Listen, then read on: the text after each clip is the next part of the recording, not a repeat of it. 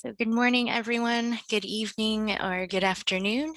Thank you for joining us for this conversation between Roberto Laver, who's at FPIN and the Faith and Public Integrity Network, and Katherine Marshall, who's at the World Faith Development Dialogue and the Berkeley Center for Religion, Peace, and World Affairs at Georgetown University. We'll be speaking today about faith and anti-corruption and why it's important for faith actors to be involved, and really how anti-corruption has been central to the international development agenda for many years. And just a few things about the session. In case you need any technical assistance with your audio, just shoot us a message if something's not working, but there are a few controls that you can use throughout this webinar. There's like the raise hand tool that you should find at the bottom of your screen. You'll also find the unmute button there as well. So we'll open up for our conversation for question and answer later on. And also please feel free to use the chat right now to just introduce yourself. I think it looks like we have a few people on this call, so we'd welcome you to introduce yourselves in the chat as we get started. We will be tracking questions throughout the period, so also please feel free to put your questions in the chat as we go along, and we will start off our conversation with those questions later on. So I will hand it over to Roberto. Perfect. Thank you, Olivia, for that introduction. It is a pleasure to be with all of you, and especially with Katherine Marshall. I first crossed paths with Katherine back in the early 90s at the World Bank. Of course, you won't remember me from those days. I was just a new lawyer in a rather obscure legal department. But later, I connected with Katherine about 10 years ago, more or less, as I began to focus on issues of faith and anti-corruption. And Katherine was and is, a leading and sort of prominent voice and expert in this field. So I think we're very fortunate to have her, and we're sharing her insights about this topic today. So we'll have hopefully a very dynamic conversation. I think first of all, we need to acknowledge that this, a 1 hour webinar cannot really do justice to such a complex and challenging topic. I think we'll just manage to scratch the surface, but hopefully that will trigger a lot of interest and be a good appetizer for future events. Let me begin by asking you, Katherine, to share a bit about your journey of how you came into this area. What brought you into this area? I would say of faith and development in general, not only governance, anti-corruption. How did this come about? Well, I think there are two threads to the story, and I'm delighted to be part of this. And I want to emphasize that I at least am looking for ideas and leads on where we might take a conversation that's been happening for a while, but that has been less productive than it should be, given the importance of the topic. So let me go back. The first is I was in the World Bank for many years, working mainly on Africa, but also Latin America and East Asia. And I was very much part of the discussions that led to the 1995 change in what was called at the time the C word, which was corruption. Before that, people were very uneasy about getting involved with corruption, except, for example, on a procurement case or an audit case. So there were even economists writing articles that corruption was maybe a good thing.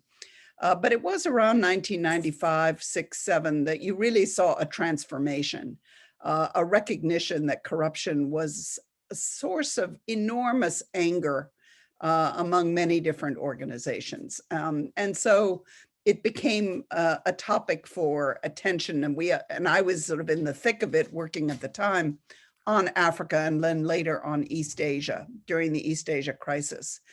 But the faith part of it is a different journey. I was basically drafted by Jim Wolfenson when he was the president of the World Bank to work on an initiative that he had started with some leaders, the Archbishop of Canterbury, Jewish leaders, Muslim, Catholic, etc. And what drew me deeper into it, which is in a sense a subject for another discussion, is that it was immensely controversial. And that highlighted that this is not a simple topic. So because I got drawn deeper and deeper into it, 20 years later, 21 years later, I'm still working on essentially asking what's religion got to do with the topic, corruption in this case. Why does it matter? How large is it? And what are the policy implications? Yeah. I definitely remember those days being part of the legal department and a general counsel that was not very happy with that whole idea of getting involved in sort of anti-corruption, although then later was a bit of a change of hearts, maybe with some pressure, I'm sure. Getting down to the topic, let's try to frame it for our listeners. How do you understand, when we talk about faith and corruption, how do you understand faith? What is included there? And of course, how do you understand corruption? Those are big questions, of course. Yeah. And one warning to everyone, I plan to interrogate Roberto as well as he interrogates me. But you could answer the same questions. But obviously, the world of religion, which is one of the things we talk a lot about, is religious literacy. And there are huge gaps in people's understandings of the worlds of religion. But you know, the statistic everyone uses is the Pew number that 84% of the world's population has a religious affiliation, which is most people, in other words. And so it's obviously large and important. And the sort of assumptions that it would become less important have been proven clearly wrong.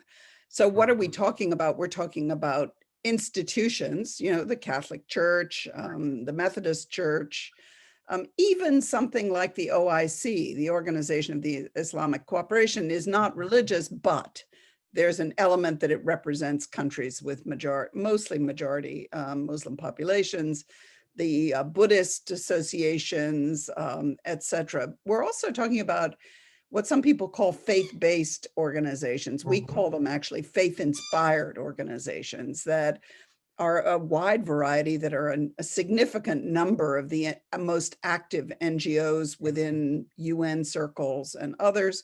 We're talking about academic institutions, but above all, we're also talking about what we call lived religion. In other words, people, how does do your beliefs and your community influence the way you understand issues?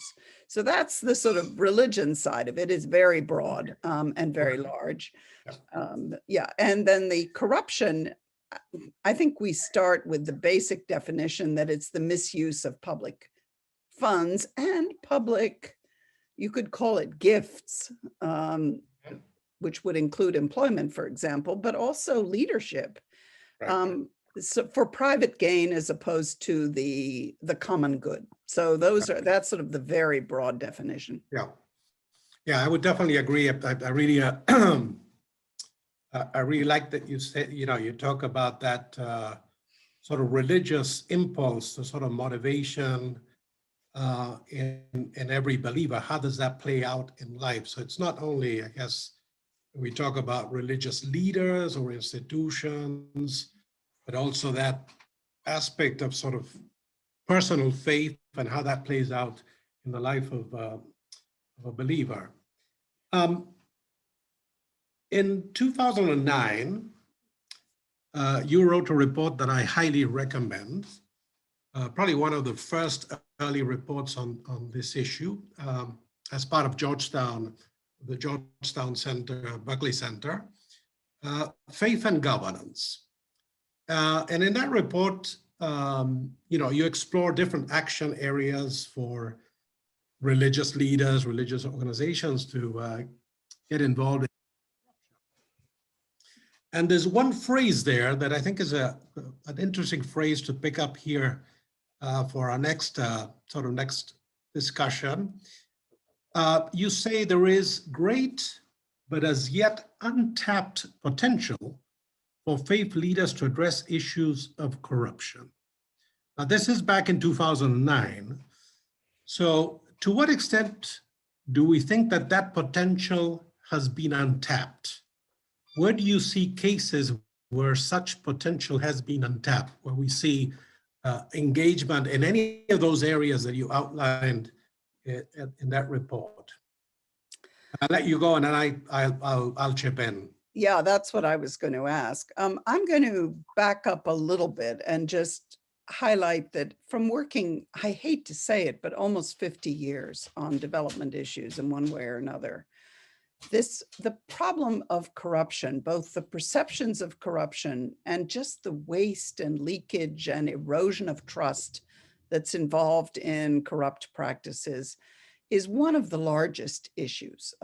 I still remember at one point before a meeting of donors where someone said, if there's one more report of corrupt practices in X country, development assistance from it was Germany at the time, will be over.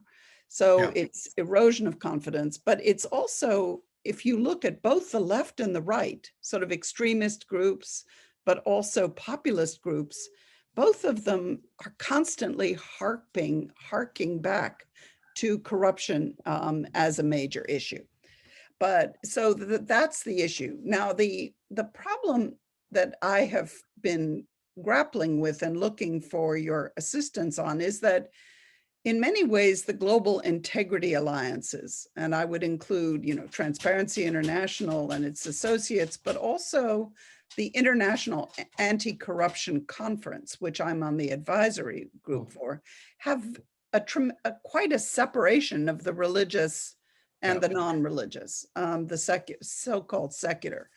And that's a problem because it's not using and mobilizing. So the basic answer to your question is the potential is largely untapped still. It's not tapped. But so why is that? And I go back to discussions with Peter Eigen, who was a colleague of mine at the World Bank and founder of Transparency International, that in the early years of Transparency International, in particular, the idea was to try to ensure that corruption was seen not as a moral issue, but as a technical issue. And that sort of took you away from issues of ethics and morality and right and wrong and evil people and good people and all those complex subjects into what has become a very technocratic discussion in many cases.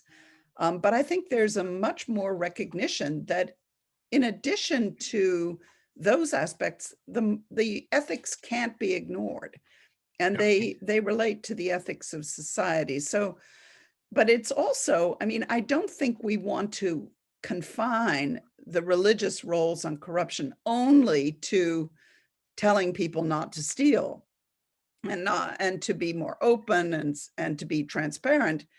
I think we also need to focus very much on their knowledge of communities and their relationships with political leadership, for example.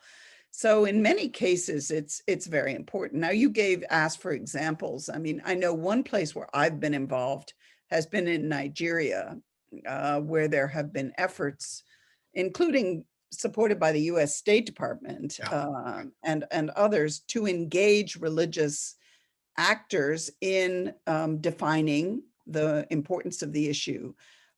Clearly, there's a ways to go, I think we can say, and I think that's true in many other countries. I've focused a lot on Africa, you've focused on Latin America, but I think that the alliances are still very fractured and very partial, and that's a major priority for us, is to bring them closer together. Yeah, no, I would agree. I think that the statement that you made in 2009, I think it's very much still valid today.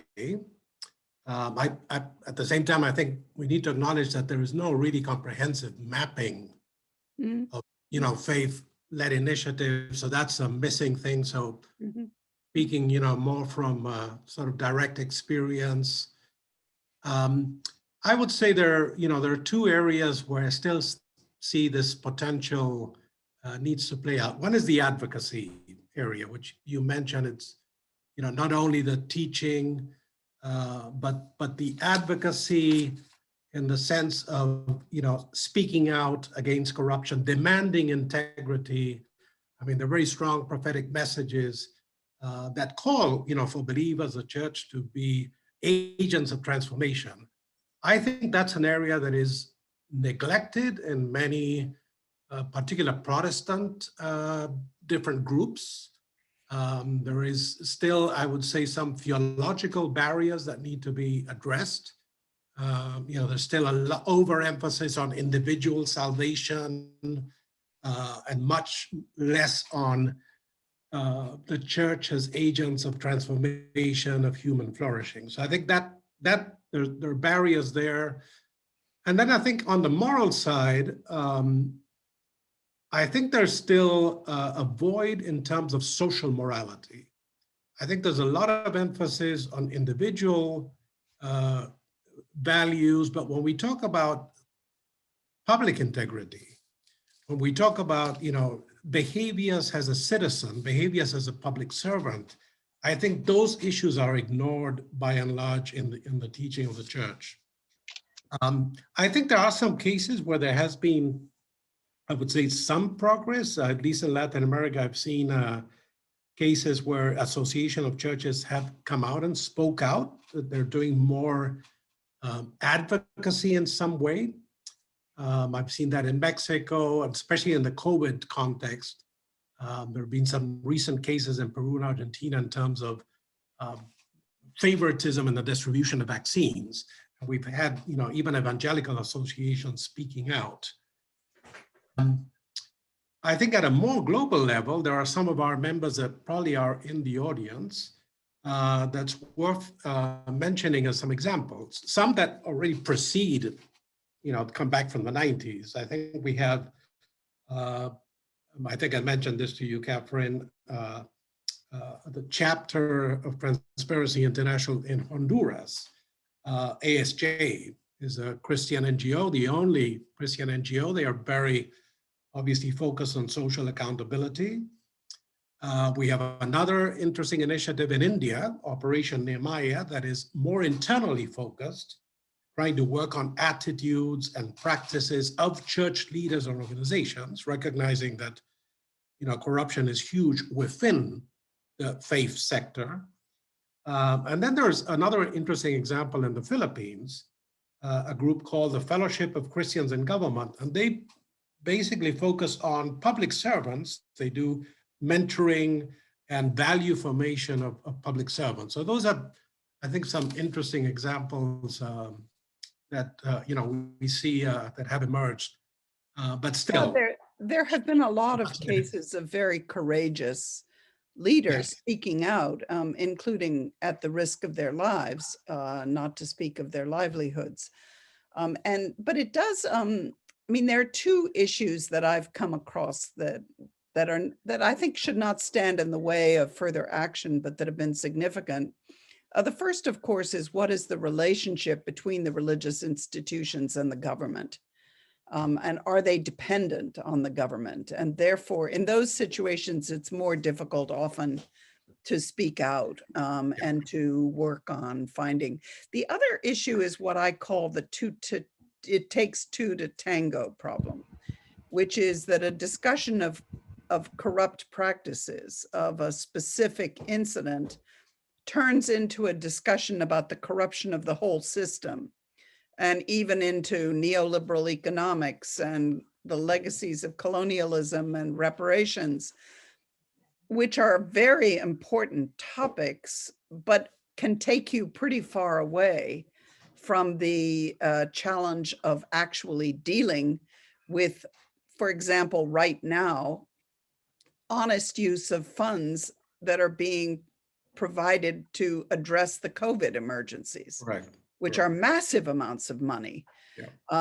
What are the measures that religious actors can take both to follow what's happening In other words, to have knowledge, to look at the community level, what's happening to, for example, education programs or vaccination. You mentioned the vaccination issue as one with profound ethical issues. Yeah. So I guess one of my well, and just to give you another illustration, the International Anti-Corruption Conference that took place it took place online, but it was based in Korea in December.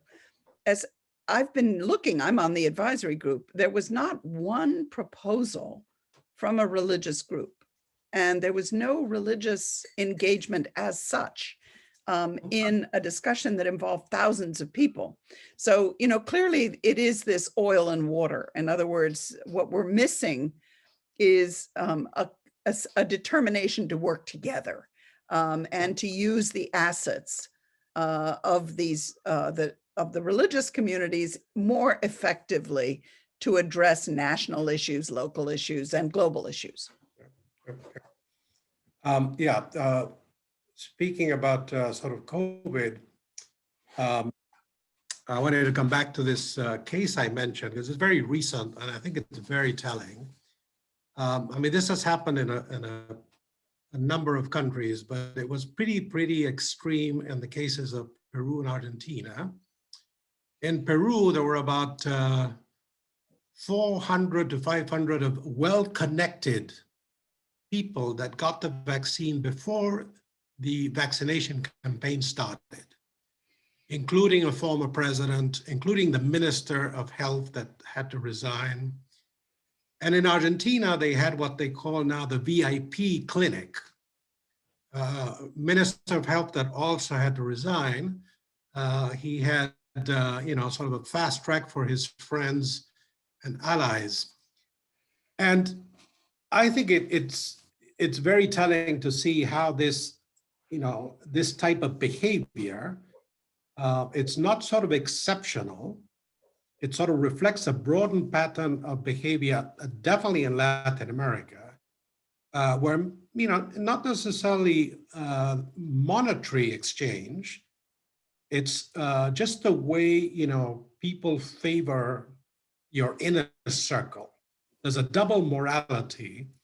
And that's the church there, I think still, and the religious leaders still have a role to play there in terms of changing attitudes.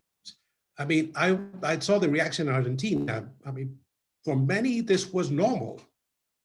There was not even a sense of compunction, about it, saying, well, this is what is expected, no? And at the same time, and luckily I saw this in Argentina, there have been some religious groups that came out speaking against this, in the context of COVID. Where do you see, staying with COVID, where do you see maybe opportunities now, more clear opportunities for the faith sector to engage? I'm thinking, is it a wake-up call? Maybe this is a wake-up call for us in this sort of sector, to say we have to sort of pay attention. Look at the devastating effects of corruption. Corruption has debilitated countries to address COVID, and to add insult to injury, it's a fertile soil for more corruption. It's just amazing. I am not seeing much reaction from the sort of the church faith side, at least, not to the extent that one would like to. Have you seen more involvement? Yeah, well, with JLI, the Berkeley Center, and the World Faiths Development Dialogue for over a year now have been tracking a wide range of religious responses to the COVID pandemic. And there are a lot of areas. First of all, it's hugely diverse world, so there are many different elements to it. But one of the areas that we suspect will be a topic of discussion as we emerge is the relationships between governments and religious institutions that have been tested, including in law, but also in practice by the public health restrictions and the shutdown. So there's a lot of debate and reflection on what authority does government have, and what authority and rights do religious institutions have. So that's the first thing. A second thing is that at the moment, our focus is vaccines, vaccines, vaccines, particularly in North America. And it's not true in all parts of the world, because sadly, in many parts of the world, there are almost no vaccines to worry about. But a lot of people, including the Biden White House, are very conscious that religious actors have major roles to play in this vaccination campaign.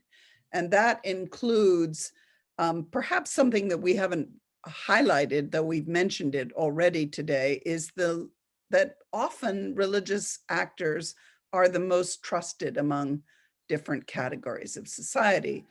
So they're not always, we need to be clear, and we're seeing evidence of erosion of this trust, which is very disturbing, but still, compared with police forces, NGOs, government, military, religious actors. So the idea is that religious actors need to be involved.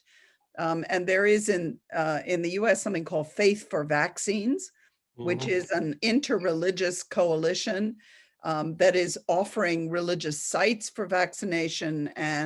But there are countless. Religions for Peace met with the head of the World Health Organization last week. And there are evangelical alliances as well, with World Relief, with the World Evangelical Alliance, that are basically focusing first on getting accurate information out. Secondly, addressing fears about side effects and the manufacture, et cetera. And also dealing with this, what we call the infodemic, which is both the amount of information, but also the misinformation, deliberate and incidental. But there is one other area with the World Bank, IMF, and G20 meetings coming up very soon, in the next week and a half. We are talking about some of the largest financial packages that we have ever seen, which are designed to support countries that are affected by the COVID crisis, and to prevent what is currently projected as a rapid and large increase in poverty and hunger, not to speak of schools and education and all the other issues. And in those discussions, there are religious groups involved, for example, on the debt issues and debt restructuring, the SDRs. But there is an urgent need, I think, to look country by country at ways to prevent corruption from eroding these massive packages, these massive efforts. Yeah, good. Another area that definitely concerns me is the distribution of the vaccines. To what extent, we are trying to put pressure and influence more equity in the right global distribution of vaccines. Absolutely. That's an area. Stacy, I think I'm going to turn it to you now, because I think we've probably about a half an hour conversation. Maybe we can open it up to the audience, so we have sort of ample time for questions and comments from the audience. I'll turn it back to you, Stacy. Sure. So if you have any questions, please feel free to use the chat, or you can raise your hand. And thank you both to Roberto and to Katherine for speaking about what opportunities faith actors have in addressing equitable vaccine distribution and the infodemic, especially related to COVID. It looks like, there is a comment in the chat from Rena.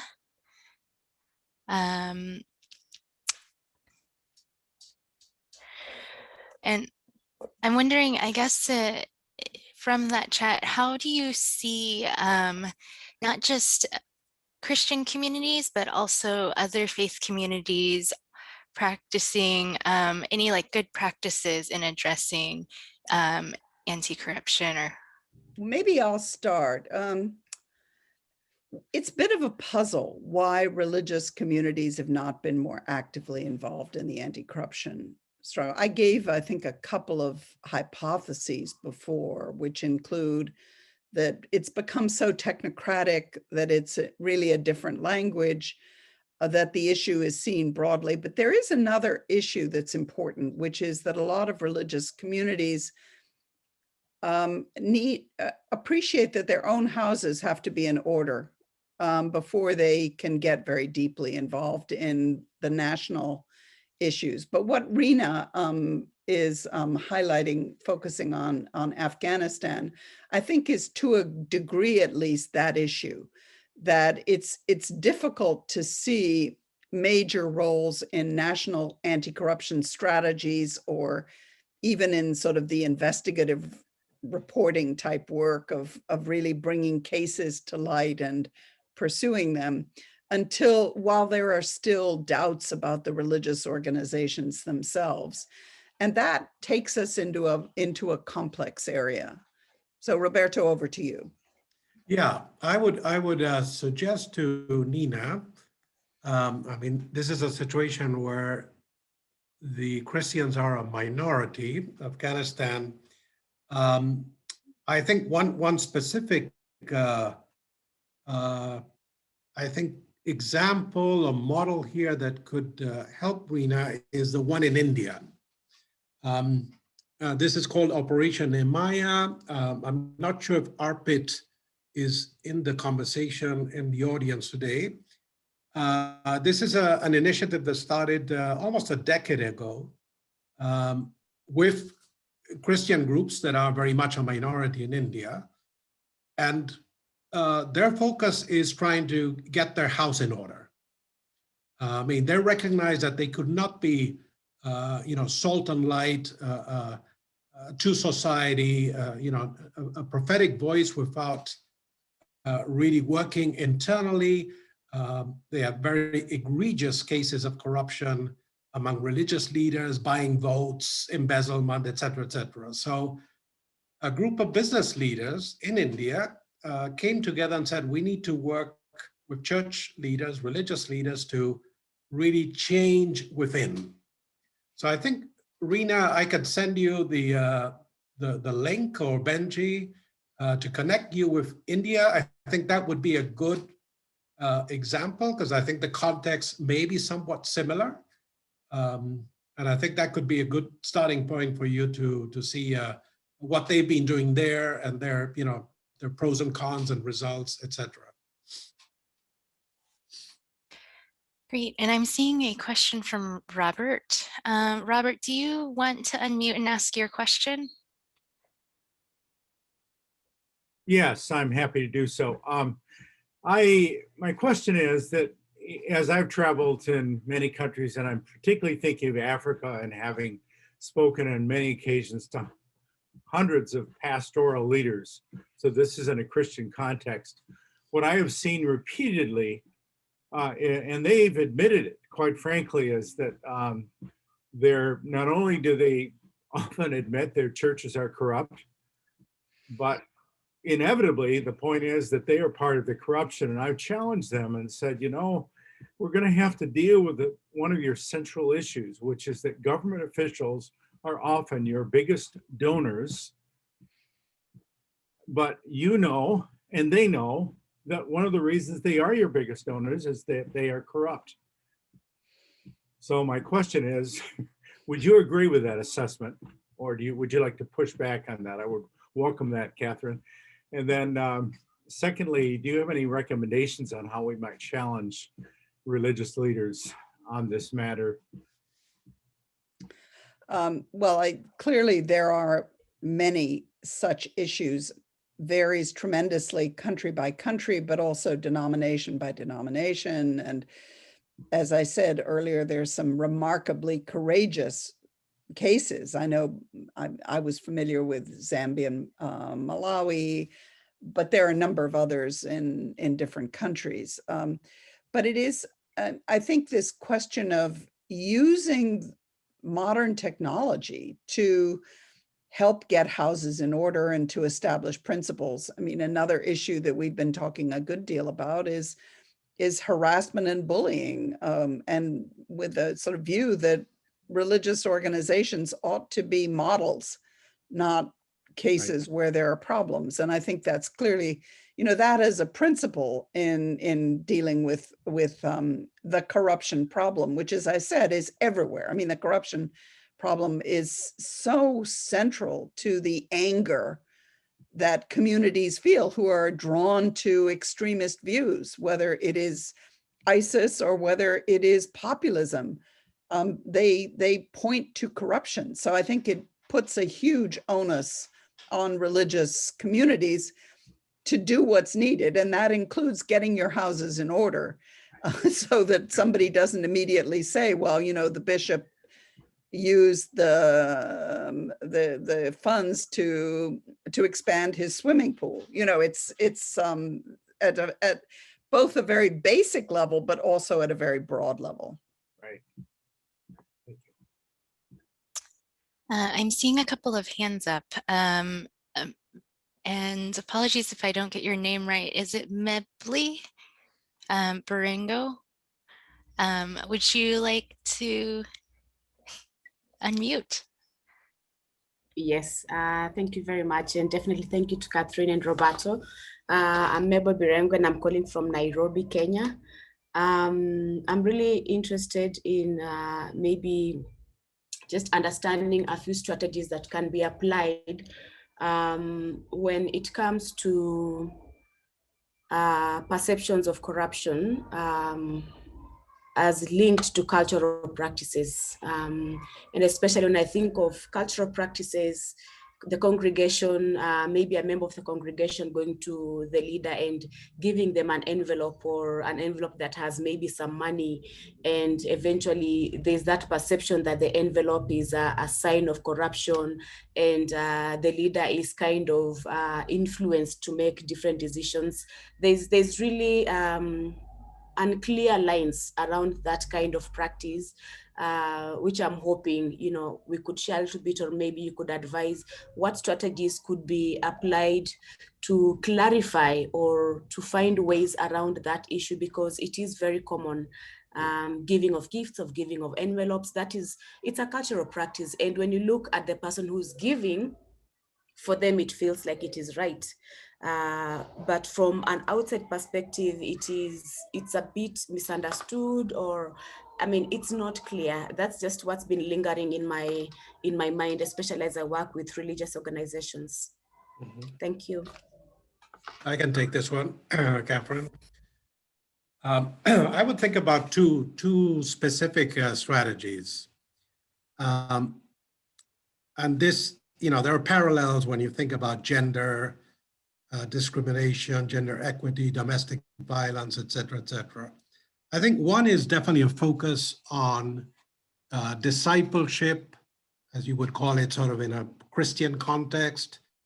The teaching, trying to challenge assumptions, moral views. So I think that's definitely one area. It's more long-term, but it's one that is probably the most sustainable once you try to internalize new attitudes and practices. We in our organization, we put together a sort of a 7-session video that really deals with some of these sort of cultural practices, particularly in Latin America, but they're similar, and try to sort of contrast them with scripture. And a lot, obviously, believers look to scripture as an authoritative guide, so that I think is very, very relevant. The second area, which I think is something that will need to be implemented more immediately, is really trying to implement policies and practices in the church that give more transparency, that try to prevent conflicts of interest, that you can sort of implement that and sort of start creating better governance within the church. And I think there are a number of, different policies and practices, whether it's conflicts of interest, exclusion, et cetera, that are very common in churches and NGOs. That's another sort of specific, strategy of trying to implement these sort of good policies and procedures within the church that also empower the broader membership, and trying to sort of reduce distance sometimes that exists in churches and faith organizations. So those would be, two specific areas to focus on.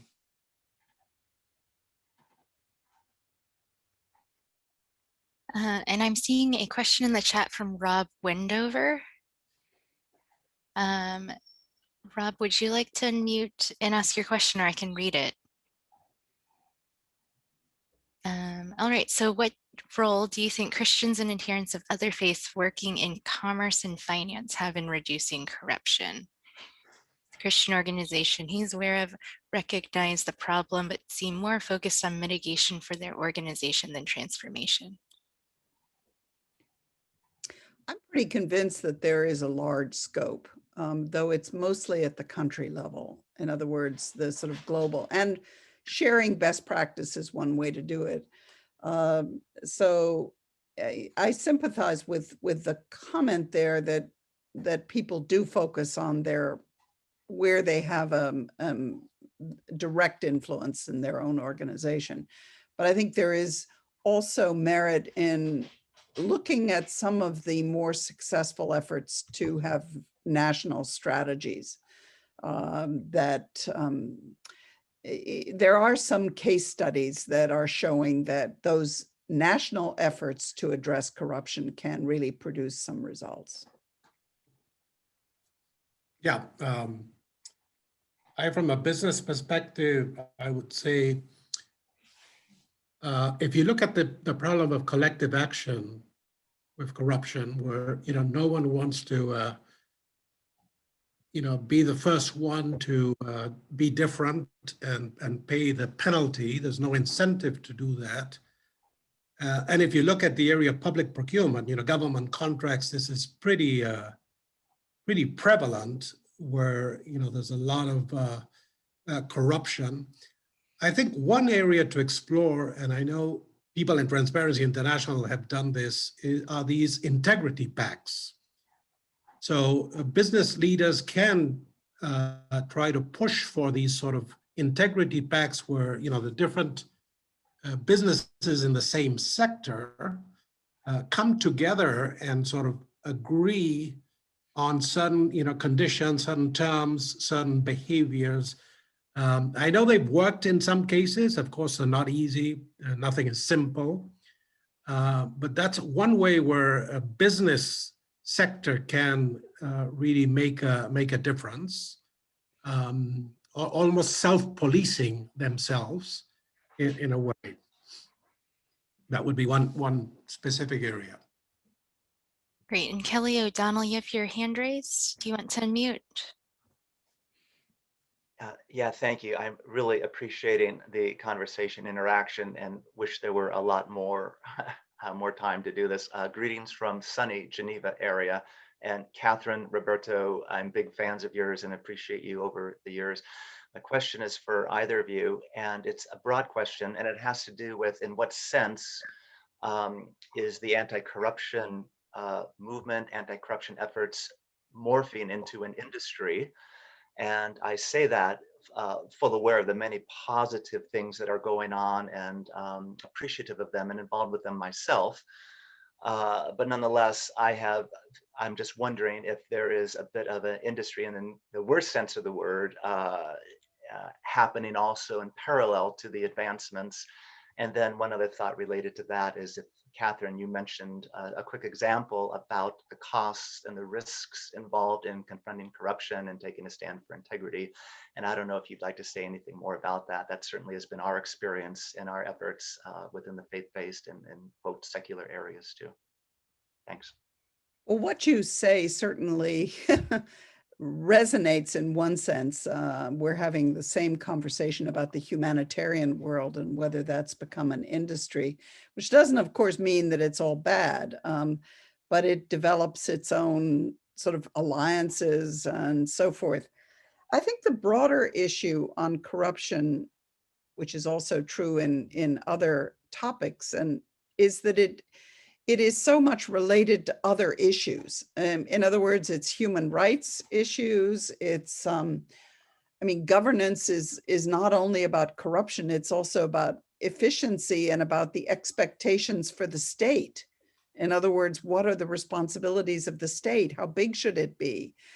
And how do you have sufficient voice in it? What is the role of the media, et cetera? And in that whole complex of questions, I think that the question of how in any country or any situation, religious actors can play roles is one that should be on the table. And it is a bit puzzling why there has not been more alliance between the integrity movements and the religious communities. And I think that we've already explored some of the issues, but what I think we should do is put it behind us and look, country by country, what can we do? Another issue is that I find and have found in dealing with many countries that it's quite easy to blame everything on corruption. And that may not always be the issue. I mean, one of the issues in sort of stolen assets recovery programs is that there may be a public perception that if you could just find the money from the Marcos regime, or if you could just find the money from a corrupt leader, that would solve a country's problems. And that's very rarely the case. It's so much part of misuse of funds, bad investment decisions, political shenanigans, so many other different issues are involved that putting the whole weight on corruption can, I think, lead you down rabbit holes. So I think that that's the benefit of having a constructive effort to look at national strategies. You can say, okay, for Malawi, how is public expenditure understood? Is it public?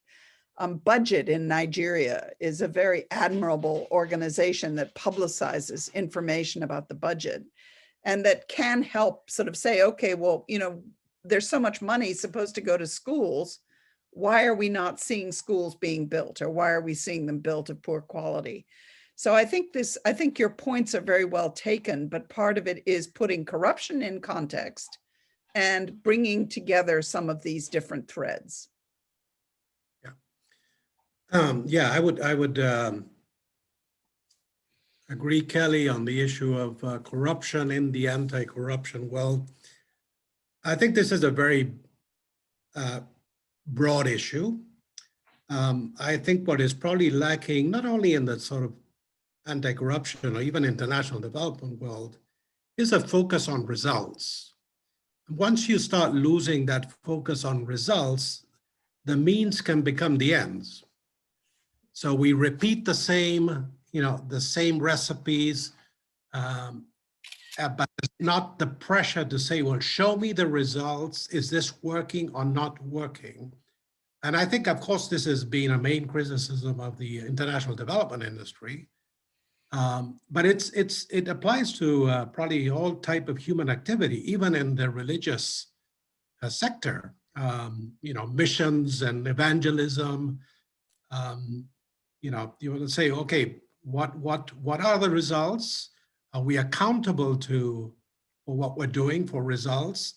And are the means becoming the end? So I think we have to be sort of self-evaluating that ourselves and, for the whole movement itself. So I definitely would agree that there is this dynamic plays out, but not only in the anti-corruption, but I think it's much broader. Great, so we have 4 questions in the chat that I might just finish off this round with. The first from Roland: how do you see the interplay between the personal ethics and, say, political and economic structures? Then we have a question from Anne. She asked, how the infodemic has influenced young people in holding religious leaders in high esteem and not seeing them through the lens of corruption. And we also have a question from Obi, who, as far as I think in reference to Nigeria, who are those in the government? It's either a Christian or Muslim or free thinker. I think for both government and the faith group to stand upright, the only thing is that both are supposed to strengthen the laws on anti-corruption and let the laws, sorry, I just lost my place there, be enforced. Actually, apologies, Obi, maybe I'll ask you to speak after I read the last question. And there's a question from Martin Alabi: how much can be achieved in fighting corruption without A, courage, and B, collective action?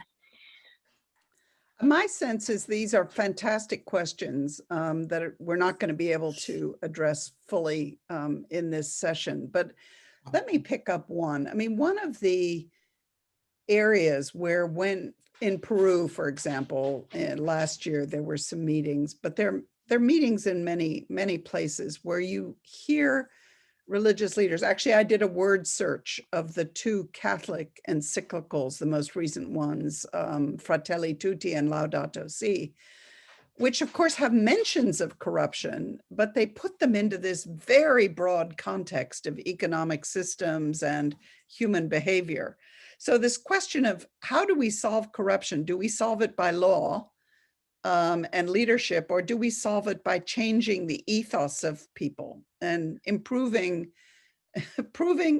strengthening their sense of ethics and morality?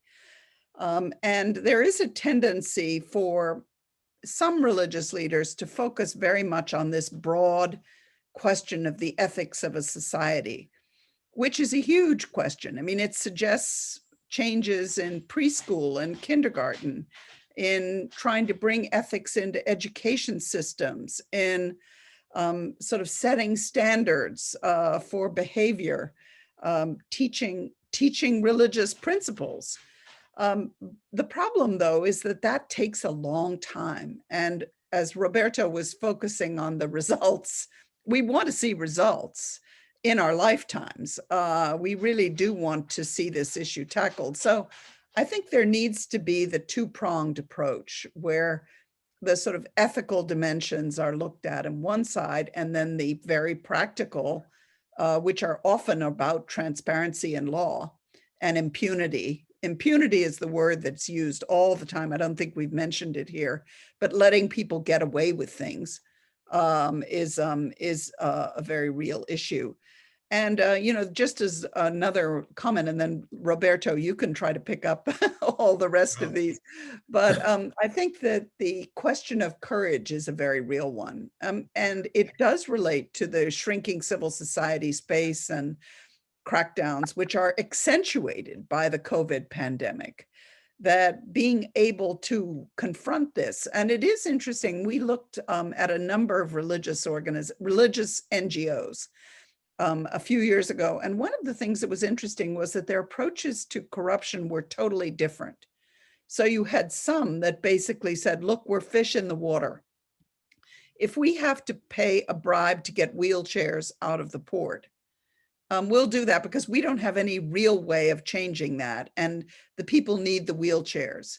And then you have other organizations that say, our principles are such that you should never, ever pay a bribe. And eventually those wheelchairs will be released if people understand that we have these standards and these principles. So I think that that's another area where religious communities and organizations can articulate and really set standards that will be a model, but that will also contribute to the broader development of anti-corruption alliances and strategies. Yeah, let me pick up the question from Roland about the interplay of personal integrity and structures. I felt probably one of the persons that best articulated this interplay, I think, was James Madison, one of the founding fathers of the US. he basically was the father of the Constitution, and also a believer. So obviously he argued that, if men were angels, we wouldn't need constitutions and structures and separation of power. So he definitely put emphasis on the good structures and good institutional design. But at the same time, he recognized, don't live in a vacuum, that they need to be supported by good mores or virtue, as he talked about. So I think I would put sort of the mores, the structure, the integrity as foundational to the institutional setup. We have countries, mostly in Latin America, they have the exact same constitution of the US, the same institutional design, but you don't have the software. You may have the hardware, but you don't have the software. So I think if I had to put an emphasis, I think it's the integrity, the values that are internalized in a society that really are the ones that support those institutions. So. Great. Well, thanks everyone for attending. I'm seeing comments in the chat asking about a follow-on conversation with Roberto and Katherine, perhaps, and we'll speak with them to see if that's possible. The next one will charge a fee, I think. And I just want to perhaps hand it over to Benji just to talk a little bit about the two convening organizations here, the Joint Learning Initiative I'll speak about later, but he will speak on behalf of FPIN. Thank you. Yes, so I'm connected to, and Roberto is here on behalf of the Faith and Public Integrity Network. So our network aims to address corruption by nurturing and really developing an enduring global community of Christians who are pursuing public integrity work in their own context. We have right now about 50 folks that are part of the network, and about 70% are leaders or are in positions of significant influence in their organization. So our focus really is in building the relational connections among those leaders, not only to connect personally, but also which lead to technical organizational collaboration and that spiritual, emotional, professional support in this really difficult work. So if you're interested in connecting further with us or joining the network for more conversations like this, you can do that through our website. You can join directly there, or you can email me. I'm the coordinator for the network. I've been the one sending the emails about the webinar, so I'll put the website for the network as well as my email in the chat. Great, and thanks to everyone for attending. The Joint Learning Initiative is an international multi-faith collaboration focusing on evidence for the full and appropriate engagement of faith actors.